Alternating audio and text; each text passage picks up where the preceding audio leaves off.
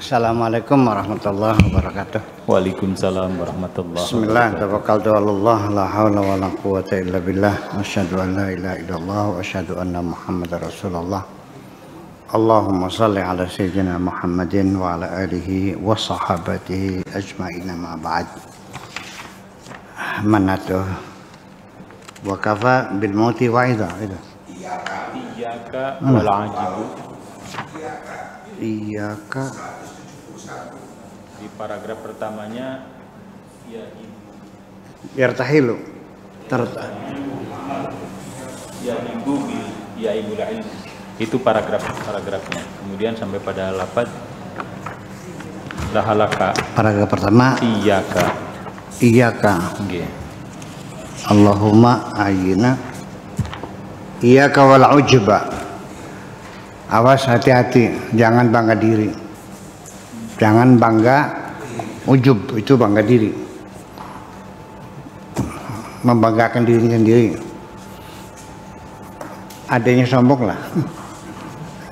Kalau sombong kan menghina orang, kalau ujub mah membanggakan diri aja. Kalau ujub itu aku pinter, kalau sombong aku pinter kamu goblok. Itu bedanya. Jadi menghina orang lain. Aku lebih baik dari kamu. Awas, hati-hati. Iyyaka wal ujba. Bil ahwal wal amal. Baik bangga dengan kondisimu sekarang, statusmu apa sekarang, sebagai pejabat, sebagai dosen, ya. Jangan ngeceh guru SD ya. Dosen, jangan, aku lebih hebat dari guru SD. Guru besar itu guru SD. Kalau perlu tinggi mah dosen mah guru kecil. Siapa yang mendidik anak bisa baca kan SD. Kalau sudah perlu tinggi kan sudah pintu bisa baca sendiri itu. Gitu. Ulahwal, wal amal, termasuk juga jasa-jasamu. Ya. Pekerjaan-pekerjaanmu, sholatnya, apalagi puasanya, ibadahnya, dan sebagainya. Sebagai pahlawan, ya, sebagai negeri, dengan jabatan-jabatan penting di pemerintahan dan sebagainya. Fa'innahu mudghin. Karena itu akan membuat Anda menjadi durjana wa muskhitin, dan juga akan membuat kemarahan, tidak disukai orang, li sahibihi, bagi yang pemilik rasa bangga, bagi yang punya rasa bangga, min ainil haqqi, dipandang dari sisi Allah Subhanahu wa ta'ala sangat tidak menyenangkan. Lanjut, wa iyyaka wa mahabbatal kalami.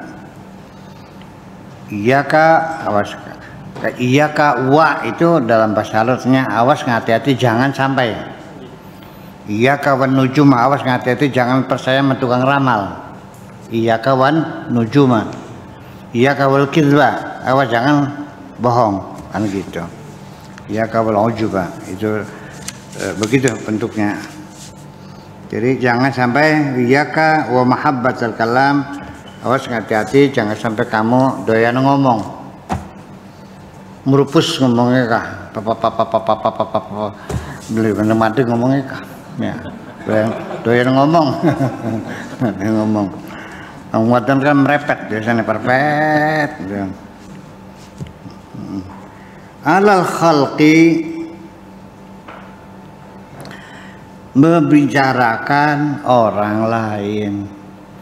Jangan awas, hati-hati jangan merepet terus menerus ngerasani wong sejen, menceritakan kebaikan-kebaikan orang. Gitu. Wal qabul indahum, dan termasuk juga kepengen diterima oleh orang lain.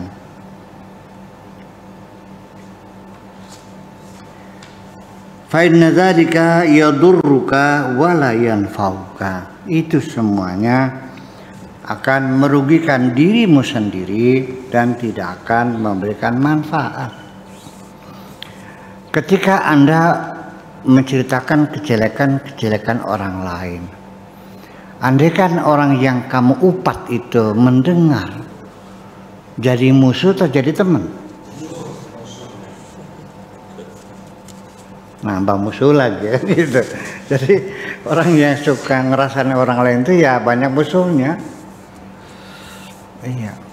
Tetapi ketika Anda sedang menyanjung orang dan orang dengar, pasti dia suka sekali. Jadi ya gimana? Ya udah yuk kita paling belajar gimana menyanjung orang, menghentikan caci maki kepada orang lain. Kalau kita tidak bisa bersikap selalu menyanjung, ya minimal kalau ada orang lagi melakukan sesuatu yang nggak benar, ya minimal kita pura-pura nggak tahu aja lah. Duka terang, tenyaho, tu sumeret, tu uning, tengartos, terpaham. Duka. Gimana benar ya nggak tahu. Udah selamat kan gitu. Nggak usah komentar lah. Gitu aja. Fa inna dzalika la yadurruka wa la yanfa'uka. La tatakallam bi kalimatin. Janganlah engkau berkata dengan satu kalimat pun. Hatta tahmila amraka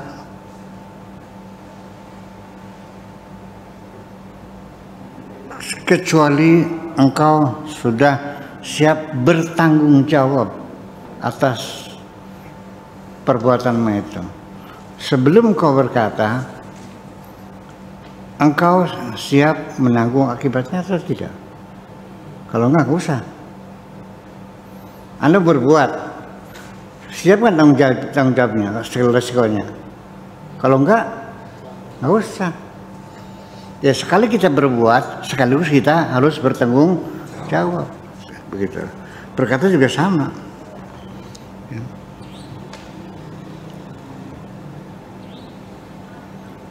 Wa yatika min haitsu qalbika.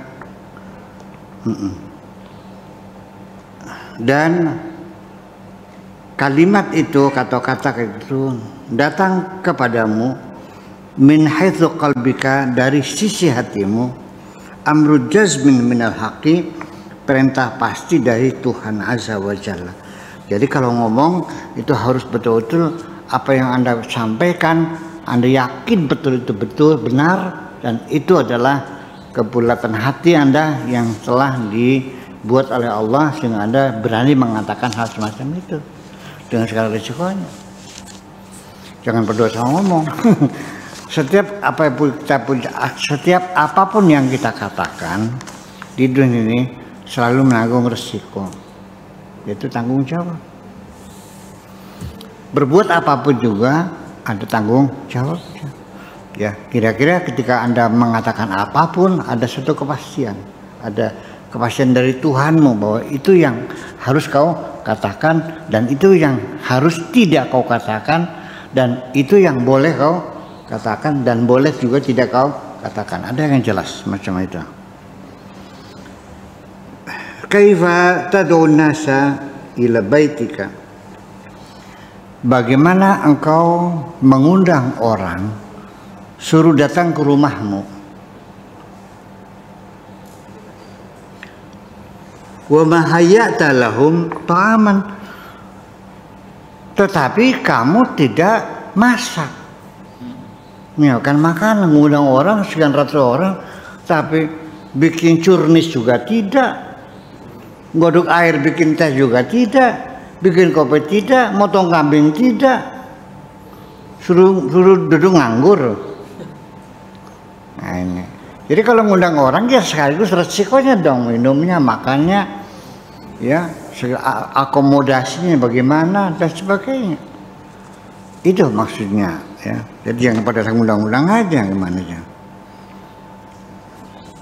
Kaifa tad'una ila baitika wa ma hayyata lahum ta'aman. hadzal amr yahtaju ila asasin. Ini semuanya perlu dasar, ya. Summa yakunu ba'da dzalika al-bina. Dasar dulu, fondasi dulu, baru dasarnya bangunan. Orang bangun masa langsung plek-plek langsung pasang genteng aja. Ya pasang fondasi yang kokoh. Tidak apa-apa seperti itu. Jadi sebelum undang orang ya sama, siapkan dulu tempatnya di mana, makannya apa, nginepnya di mana, kan begitu persoalannya. Itu. Jadi setelah bertahap, mana ada skala prioritas, mana yang penting dahulu. Dan setiap apapun yang kita lakukan selalu ada resiko sampingannya. Ihfir arda qalbika, galilah bumi hatimu, galilah tanah hatimu, ila an yanbu'a fihi ma'an, sampai sumur itu mengeluarkan air, dikeduk lagi gitu. Ma'ul hikmati, ya, air hikmah. Jadi artinya kalau belum keluar airnya, bikin sumur. Coba bikin sumur di dalam hatimu, dikeduk tanahnya tosok dikali sampai nanti keluar sumbernya. Jadi artinya hatimu itu seperti sumur hikmah. Artinya ya bijaksana lah, kan ngomong terukur, berbuat terukur, kan begitu kelayakan. Nah, maksud saya kalau orang gali sumur itu ya sekaligus sampai sekeluarnya air. Jangan baru 3 meter sudah putus asa, nggak ada air, pindah lagi ngeluh. Yang nggak dapat air gitu mah. 4 meter belum juga airnya, belum sumurnya. 5 meter belum juga, 6 meter, 7 meter baru keluar. Nah, banyak sekali orang gagal menggali sumur di dalam hatinya, belum keluar air hikmahnya sudah keburu pindah cari guru lain. Ketergagian lebih sakti kan. cari guru yang lain. Jadi akhirnya ngacak-ngacak guru, bareng macam guru. Setiap ketemu minta amalan. Ada yang baca basmalah, ada yang fatihah, ada yang la haula. Akhirnya diamalkan tidak, tapi disimpan di ventilasi. Di atas lemari. Angin di ya. Banyak kelakuan begitu tuh. Saya tahu kok. Cuma amal. Tapi nggak dibaca nggak apa akhirnya. Nanti kalau dengar ada guru lagi gitu ya. Ya hura-hura. Ya akhirnya apa? Ya nggak keluar air. 20 tahun sibuk mana kemarin cari guru, akhirnya ya nggak ada buahnya. Yang keren kan? Ya langkah deradat. Artinya tidak ada goyangan sama sekali. Ya. Seperti itu. Tsumma ibni bil ikhlas wal mujahadat wal a'malis salihat. Kemudian juga dibangun sumur itu bil ikhlas, dengan semangat ketulusan hatimu. Wal mujahadat, dan mujahadat, kerja keras, ya, semangat yang tinggi, etos kerja, ya, yang terus menerus. Jangan santai hidup nih, ya. Jangan bercita-cita pengen hidup santai, pengen kaya. Nanti kalau sudah kaya kamu enak yang nyupir orang lain, yang nyuci orang lain, yang orang lain. Lamunnya begitu. Ada nggak orang yang bercita-cita begitu? Banyak. Ya goblok. Ya kalau semua pekerjaan orang lain yang mengerjakan, karena dia udah kaya, lalu dia selonjor sambil ihidan, kebut, ya, ya cepat mati. Saya aja selama COVID kan nggak kemana-mana, duduk di kursi ngadep di komputer, paling nggak sehari-hari, setahun langsung berat badan sampai 60 sekarang, udah capek sekali. Iya kan. Memang kita mencari kesibukan, ya, kalau nggak ada ya gimana? Ya gimana mau pergi kemana? Mau COVID begini? Ya, nemuin tamu juga malas. Iya, ketularan lagi nanti. Ya iya, mau kemana? Supermarket juga sepi, pasar juga sepi. Mau potong rambut juga nggak bisa. Akhirnya istri saya yang potong sendiri. Iya, orang yang pelanggannya kena COVID, dia pegang-pegang, terus saya datang ngasih, kan ketularan juga. Nah, itu. Jadi ya berarti orang benar tuh bekerja keras. Nggak ada waliullah santai loh. Masa waliullah santai? Masa kasih Tuhan malas? Mungkin gak waliullah goblok? Mungkin. Masa kasih Allah goblok? Pelangga kadang-kadang standarnya nggak jelas itu. Hanya kalau sedikit bisa sembur kayak Allah dumung nggak? Dikiranya waliullah.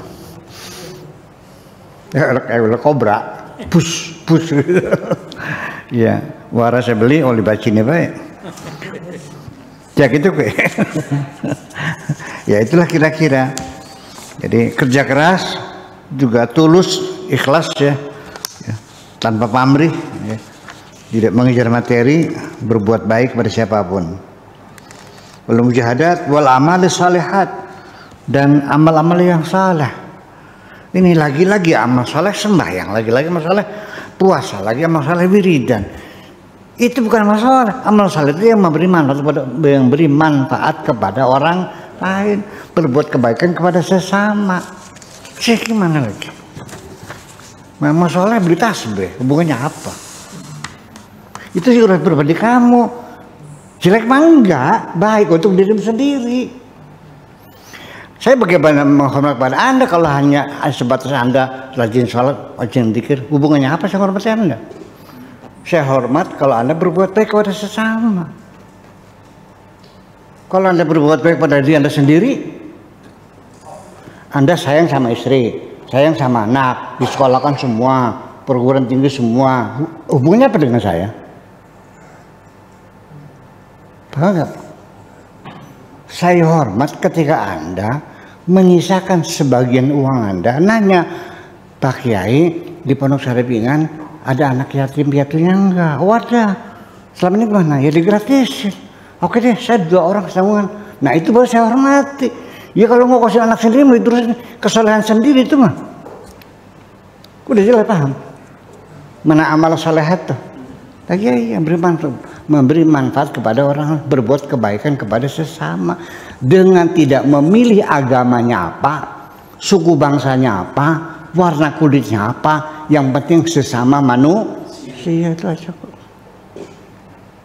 Jadi kalau yang ditolong orang Kristen nggak ada pahalanya gitu. Masih ada anggapan begitu tuh. Nggak ada pahalanya itu sih.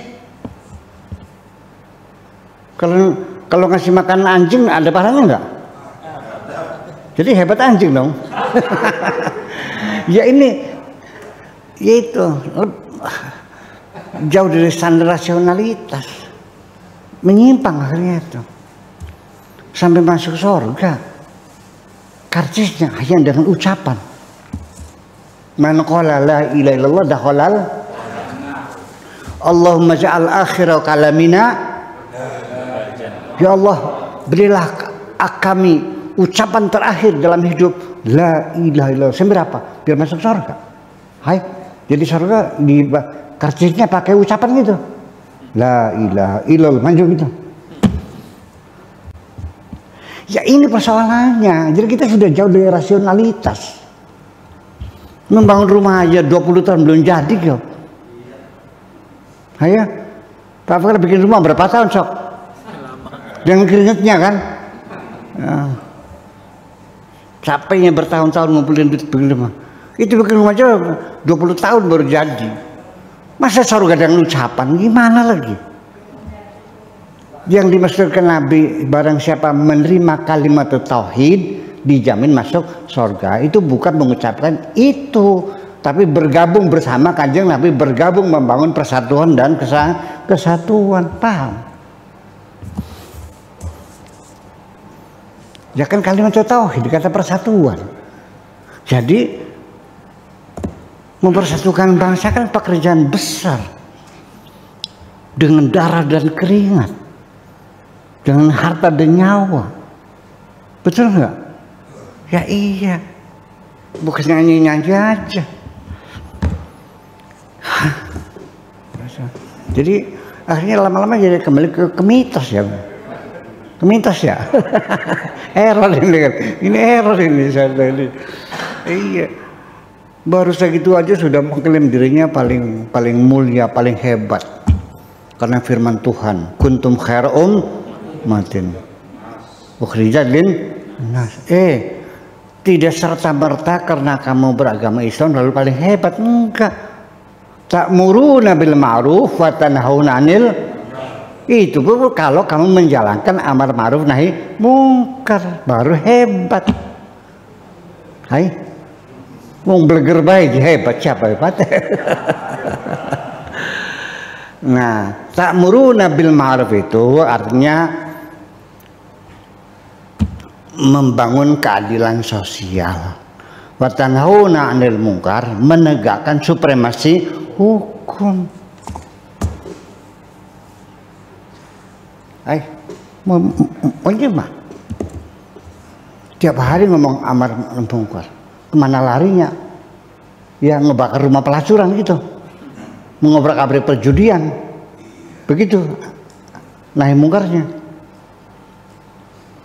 Dibuat aja hukumnya dulu, dibuat undang-undangnya berdasarkan undang-undang. Ini kan negara dunia kan begitu,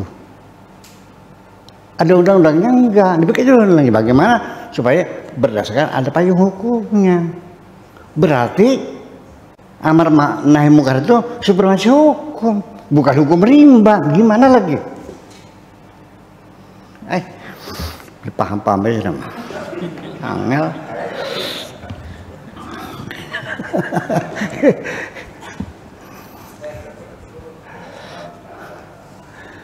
Jadi kalau Anda itu tidak suka dengan perjudian, ya dibikin undang-undangnya larangan perjudian. Ketika ada orang berjudi, Anda tangkap. Ada undang-undang hukumnya. Ya kan begitu. Nah kemudian ini masalahnya masalah sendiri. Saya pernah mengatakan saya setuju kalau di Indramayu ada tempat lokalisasi pelacuran. Setuju. Untuk apa? Melindungi anak-anak saya dong. Anak-anak kita tiap hari melihat tontonan yang buruk seperti itu di depan rumahnya. Iya kan? Bagaimana kita bisa membangun mendidik anak-anak menjadi soleh? Setiap hari anak-anak kita menonton pelacuran di depan rumah seperti itu. Untuk mengamankan, dihilangkan nggak bisa. Iya kan? So, gimana? Kapan hilangnya pelacuran? Sulit. Itu kan namanya waskat ya. Pekat. Penyakit masyarakat ya. Dari dulu nggak pernah hilang. Ya daripada anak kita menjadi sulit menjadi anak yang soleh karena menonton semacam itu, ya udah kita lokalisasi di tempat yang khusus. Tetapi ada ketegasan hukumnya. Lokalisasi itu kalau kamu melacur tuh tempatnya di situ, tidak boleh di tempat yang. Nah kalau sudah dibikinkan di tempat ada juga yang namanya fasilitas itu namanya. Ada nggak jaminannya? Berapa hukumannya? 5 tahun, 10 tahun? Pasti dong. Oke, saya setuju. Untuk menyelamatkan anak-anak kita. Toh dibubarin juga susah. Bubar sini pindah sana. Ya, doli tutup akhirnya lari ke kampung-kampung. Iya. Iya. Kali jodoh tutup, ya. Ya, kapan dunia hilang dari pelacuran? Ya udah daripada begitu, pakai rasional aja lah. Udah lokalisasi, tapi ada kepastian. Maksudnya lokalisasi itu menyediakan tempat untuk kemaksiatan yang ditentukan secara tegas dan pasti hanya di situ, tidak boleh di tempat yang lain. Gitu. Kalau nanti di Pulau Biawak ada tempat pelacuran, tempat judi, tapi di kampung-kampung masih ada juga ya namanya memfasilitasi dong namanya. Ya kan begitu. Nah seperti itu kira-kira kita ini. Jadi artinya bahwa apalagi kita ya di negara-negara yang mengklaim dirinya sebagai negara Islam juga ada juga pelacuran sama aja. Germonya ada, bordelnya ada. Memang ada. Ya karena kebutuhan mereka. Itulah. Oke, kita lanjutkan. Kaifa tad'u nasa ila baitika wa ma hayyata lahum ta'aman. Hadzal amr yahtaju ila asasin thumma yakunu ba'da dhalika al-bina'. Afir ardu qalbika ila an yanbu'a fihi ma'al hikmati ila an yanbu'a fihi ma'ul hikmati thumma ibni bil ikhlas wal mujahadah wal a'mal salihat ila an yartafi'a qasruka, sampai dibangun dengan baik sampai nanti istana kamu kelihatan tinggi ya gitu. Thumma da'un nas ilai, baru silakan diundang, yuk di istana kami gitu. Ba'da dzalika, setelah itu bukannya rumahnya yang bagus, rumahnya gubuk memang datang.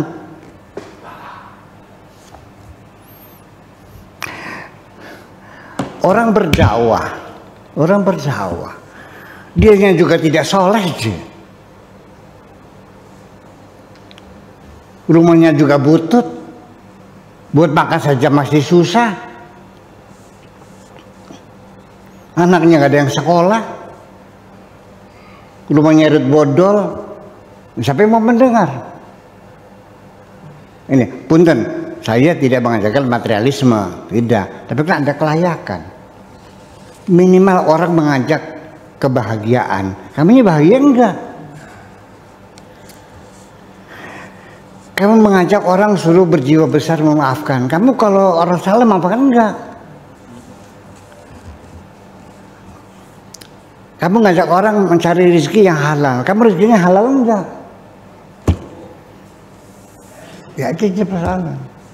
Jadi bangun saja rumahmu, istanamu yang bagus ya, baru ngundang orang, motong kambing 5 ekor kan gitu, bikin sate sambal goreng kan gitu, biar mereka senang, berbagi kebahagiaan kan itu persoalannya.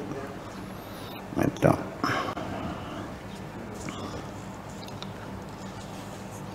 Kemudian juga ditambah lagi namanya berdakwah itu kan invitation, mengundang.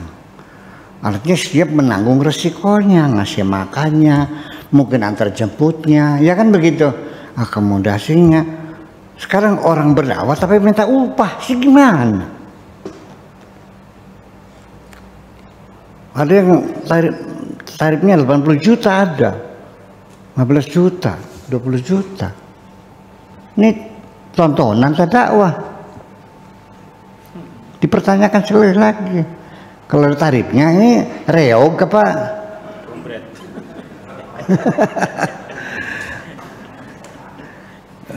Dengan segala hormat ya, uang itu gimana? Ya insya Allah halal.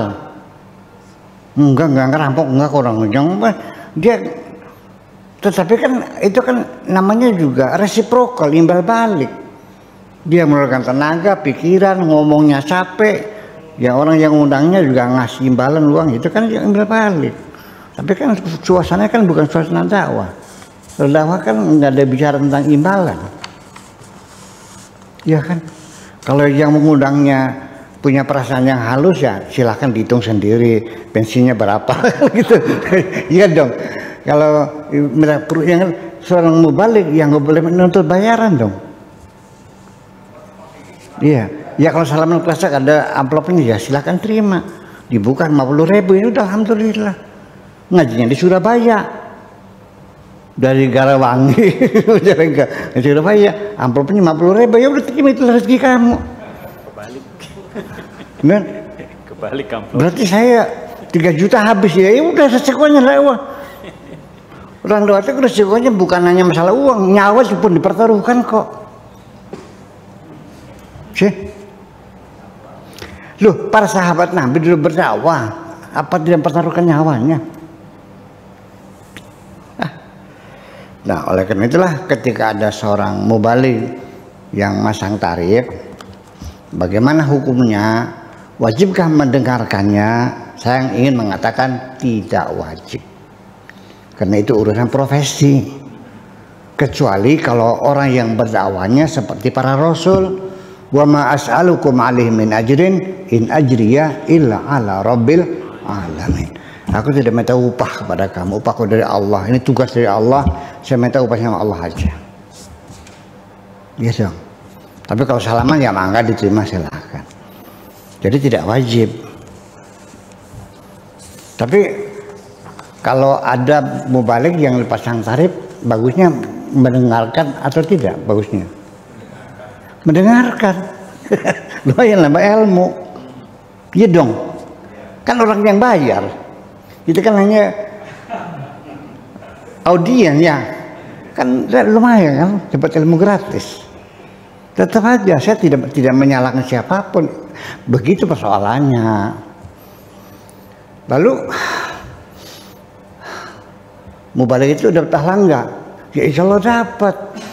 Karena dia menyampaikan ilmu, itu aja persoalannya. Bukan menyampaikan kebenaran ya. Itu aja saling. Iya, saya mah gampang aja nggak usah. Iya, dapat insya Allah.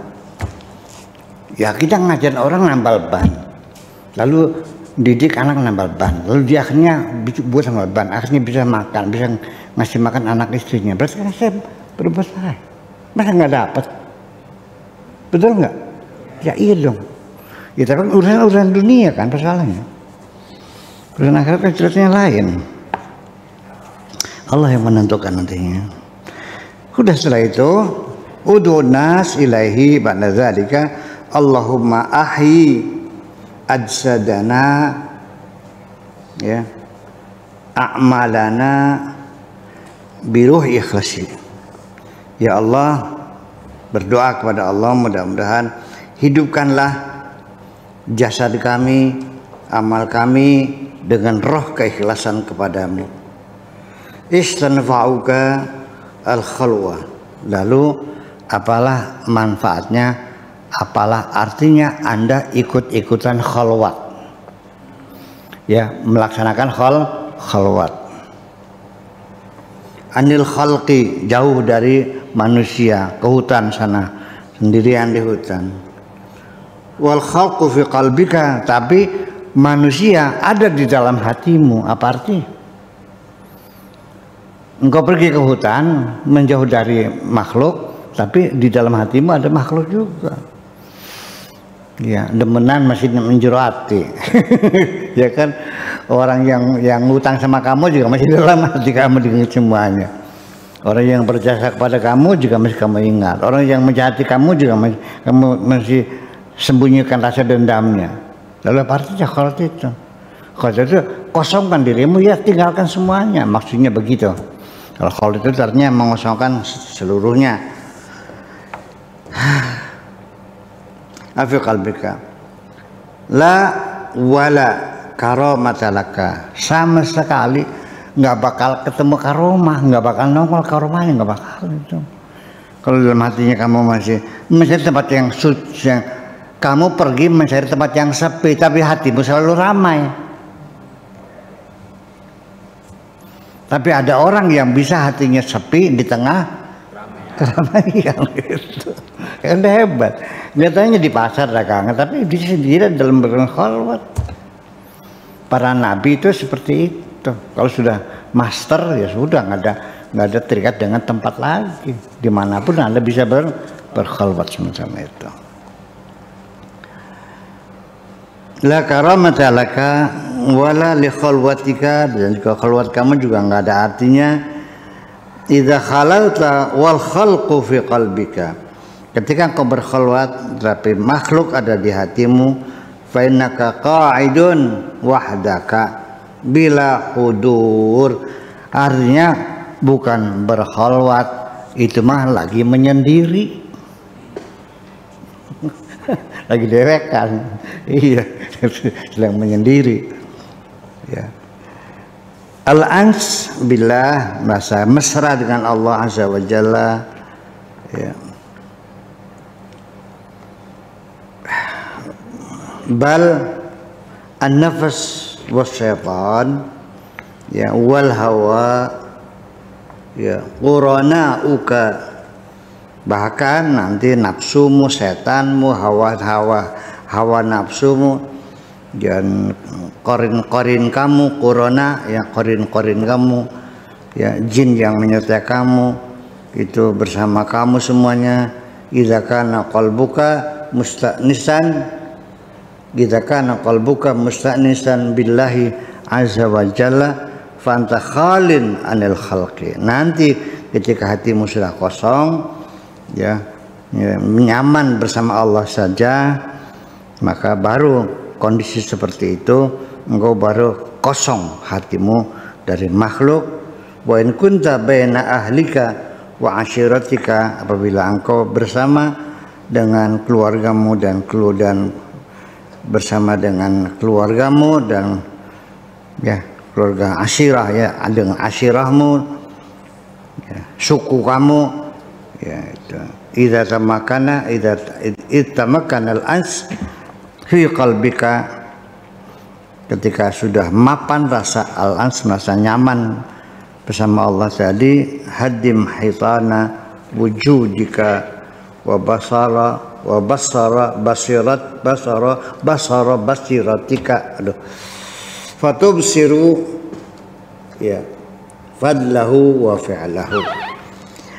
Setelah itu hancurkanlah tembok wujudmu ya, dan berikanlah kesempatan basirahmu untuk dapat melihat, sehingga engkau bisa melihat anugerah Allah, melihat perbuatan Allah. Fatardha bihi duna ghairihi, lalu engkau merasa suka dengan segala keputusan Allah dan Anda tidak menerima keputusan siapapun selain Allah.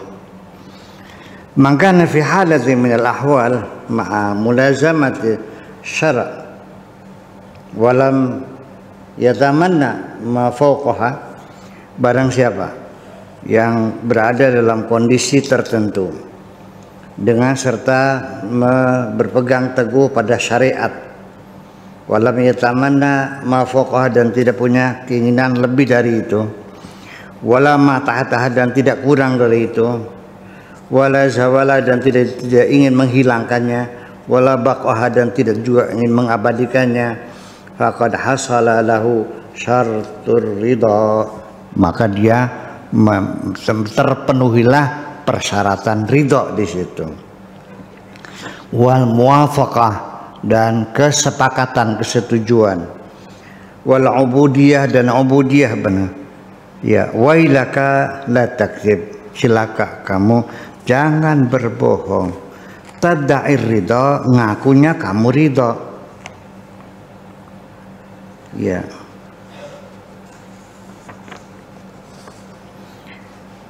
Kamu ngaku ridho, ikhlas ridho. Wa taghayyuruka baqatan wa luqmatan wa kalimatan wa kasra ardin, tetapi kamu dalam perubahan selalu berkeluh kesah, selalu sibuk dengan mencari makanan, selalu banyak ngomong, selalu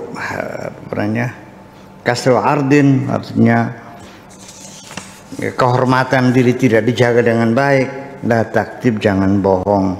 Ma asmakit, baka betapa kebohonganmu itu dapat terdengar. Wala amal lebih, dan ada yang tidak lebih nyata lagi kebohonganmu. Wala asdaqaka, dan tidak ada kebenaran ali atas kebohongan tadi. Ahadun, seseorang, ahadu afradin minal khalqi, setiap orang itu aja mananya. Yuhi ila qulubihim, yang memberikan wahyu kepada hati mereka. Yuqdhafu ilaiha kalimatun yakhussuha, akan dikirimkan, dilemparkan kalimat-kalimat yang khusus. Ya'rifuna al-khaira, tahu yang baik. Wa yaqifuna 'alaiha, dan mempertahankan yang baik. Kaifa la yakunu lakadzalika, bagaimana bisa tidak terjadi seperti itu. Wahum ala mutaba'atir rasul, mereka dalam keadaan mengikuti jejak Rasul fi aqwalihi, dalam segala perkataan-perkataannya, fi aqwalihi wa huwa alaihi assalatu wassalam auha ilahi, padahal kanjeng Nabi itu mendapatkan wahyu dari Tuhan zahiran, secara zahirnya, wa hum yuhi ilaihi ila qulubihim, mereka yang mengikuti Nabi juga dapat wahyu dari Tuhan langsung kepada hati mereka. Nabi diberi wahyu secara zahir, tapi pengikutnya juga dapat wahyu secara batin, yaitu melalui hati mereka sendiri. Ila qulubihim batin, secara batin, li'annahum wurasuhu wa tahu, karena mereka adalah pewarisnya, mereka adalah pengikutnya, fi jami'i ma amaraha bihi, dalam segala hal yang diperintahkan oleh Rasul.